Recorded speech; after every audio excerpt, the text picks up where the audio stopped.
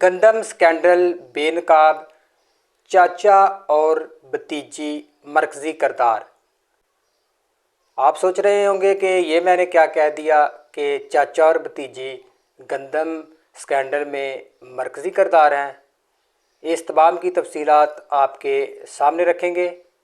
मैं हूँ एहतशाम राजपूत, आप देख रहे हैं हमारा ऑफिशियल यूट्यूब चैनल, आपको खुशामदीद कहते हैं। सबसे पहले आपसे गुजारिश है कि हमारे यूट्यूब चैनल को सब्सक्राइब करें ताकि आने वाली हर वीडियो आप तक पहुंच सके। बैरून मुल्क गंदम मंगवाने के नाम पर मुल्की ख़जाने को चूना लगाया गया।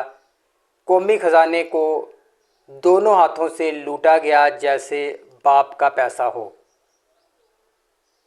निगरान हुकूमत वो सारा मलबा डाल रही है शहबाज सरकार पर और शहबाज सरकार सारा मलबा डाल रही है निगरान हुकूमत पर। इसका मरकज़ी किरदार कौन है, कौन इस स्कैंडल में मुलव्वस है, इस पर आज हम बात करेंगे। पहले आपको थोड़ा सा इस स्कैंडल का बैकग्राउंड बताते हैं कि कहाँ से शुरू हुआ। 13 जुलाई 2023 को पीडीएम की हुकूमत में ये समरी मंजर आम पर आई कि बैरून मुल्क से गंदम दरामद की जाए। इस समरी को ईसीसी ने मुस्तरद कर दिया, मौखर कर दिया, मंजूर नहीं किया। फिर उस समरी को निगरान हुकूमत ने मंजूर किया। उस वक़्त के वज़ीर आज़म अनवारुल हक काकड़ ने इस समरी पर दस्तखत किए और इस समरी की मंजूरी दे दी कि गंदम दरामद कर ली जाए। हालांकि ये शहबाज सरकार ने समरी तैयार की थी लेकिन उन्होंने इसको इम्प्लीमेंट नहीं करवाया। उसकी बड़ी वजह ये थी कि इसका उनको सियासी नुकसान होना था। अगर गंदम बाहर से मंगवा ली जाएगी तो जो मुल्की किसान है उनकी गंदम कौन ख़रीदेगा, क्योंकि बाहर से गंदम मिल रही थी 3400 के हिसाब से, जबकि पाकिस्तान में उस वक़्त रेट था तकरीबन 4500 से ऊपर। इसमें हुकूमत ने पैसा कमाना था, कौमी ख़जाने से इन्वेस्टमेंट करके जेबें अपनी भरनी थी और उसका नुकसान उसने वो इल्ज़ाम अपने ऊपर नहीं लिया। उन्होंने निगरान हुकूमत के मलबा निगरान हुकूमत के सर पर डाल दिया, क्योंकि निगरान हुकूमत आपको पता है कि वो सियासी बुनियादों पर नहीं होती, वो केयर टेकर हुकूमत होती है। उसमें उनको ना ही उसका कोई सियासी नुकसान होता है जो वो फ़ैसले करते हैं। इसलिए उन्होंने वो फ़ैसला ये समझ कर लिया कि ये मुल्की फ़ायदे के लिए है, या पिछली हुकूमत ने अगर इसको असम्बली को तैयार किया था तो किसी न किसी फ़ायदे के लिए ही किया होगा, जहाँ तक मुझे समझ आती है। इसलिए उन्होंने इसको मंजूर कर लिया होगा।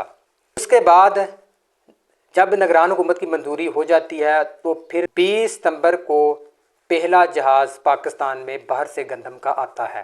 14 अगस्त को ये केयर टेकर हुकूमत अपना जो चार्ज है वो संभालती है। 4 सितंबर को समरी मंजूर करती है, जबकि 20 सितंबर को पहला जहाज़ पोर्ट पर पहुंच जाता है। 16 दिनों में ये कैसे हो सकता है कि तमाम मामलात तय हो जाएं। अगर आप दराज या किसी ऑनलाइन ऐप से शॉपिंग करते हैं तो तकरीबन 4 से 5 दिन लगते हैं जो आपकी चीज़ पहुंचने में। ये कैसे हो सकता है कि आप दुनिया के 6 मुफ्ती ममालिक से गंदम दरामद कर रहे हैं लेकिन वो 14 से 15 दिन में आपके मुल्क में भी पहुंच जाए, उसके पेमेंट के मामला भी तय हो जाए सब कुछ। ये असल में ये सारी जो मामला तय थे वो पीडीएम सरकार ने ही किए हुए थे। ये सिर्फ़ और सिर्फ पर बंदूक चलानी थी वो निगरान हुकूमत के कंधों पर रख कर, क्योंकि निगरान हुकूमत होती है जो मौजूदा पिछली हुकूमत होती है और इस्टेब्लिशमेंट की बरहूने मिन्नत होती है। इसलिए वो जो भी प्रोजेक्ट उनके होते हैं पिछली हुकूमत के, उसी को वो आगे लेकर चलती है। 4 सितंबर को मंजूरी होती है निगरान हुकूमत की जानब से। 20 सितंबर को पहला जहाज़ पहुंच जाता है पाकिस्तान के पोर्ट पर और उसके बाद आखिरी जो जहाज़ है वो आता है 31 मार्च को। तकरीबन 57 अरब से ज़ायद की गंदम का जहाज़ आता है 31 मार्च को। तब वज़ीर आज़म थे शहबाज शरीफ। चलो पिछला मान लिया कि वो निगरान हुकूमत ने ही किया था, वो आपने नहीं किया, लेकिन शहबाज सरकार मौजूद है। 31 मार्च को एक जहाज़ आता है बाहर से और शहबाज सरकार को कोई खबर नहीं। अगर आपने ये काम नहीं किया था पिछले अपने टर्न्योर में, तो फिर आप इसकी तहकीकात करवाते। 31 मार्च से लेकर अप्रैल का पूरा महीना गुजर गया, लेकिन कोई किसी को पता नहीं कि गंदम कहाँ से आई है, क्या हुआ है, सब खामोश। इसका तो राज तब खुलता है जब पाकिस्तान के किसान की गंदम उनसे नहीं खरीदी जाती और ये बहाना बनाया जाता है कि पाकिस्तान के ज़खायर हैं गंदम के, उनमें पहले ही गंदम मौजूद है। तब ये कली खुलती है कि आखिर वो गंदम कहाँ से आई। तो वो दुनिया के 6 ममालिक से गंदम मंगवाई गई। शहबाज सरकार ने कहा कि मैंने नहीं, ये पिछली हुकूमत ने मंगवाई है। तो अगर आपने नहीं मंगवाई तो आप फिर 31 मार्च को जो आखिरी जहाज़ आया तो आप क्यों खामोश रहे, आप तहकीकात करवाते। अगर किसी बाज़ार में से 2 बार कोई अजनबी शख्स गुज़र जाए तो महल्ले वाले उसकी तहकीकात शुरू कर देते हैं कि ये कहाँ से बंदा आता है, क्या करने आ रहा है, किसकी तरफ आ रहा है। लेकिन मुल्क का वज़ीर आज़म, 24 करोड़ आबादी वाले मुल्क का वज़ीर आज़म, उसको ये नहीं पता कि उसके मुल्क में गंदम कहाँ से आ रही है।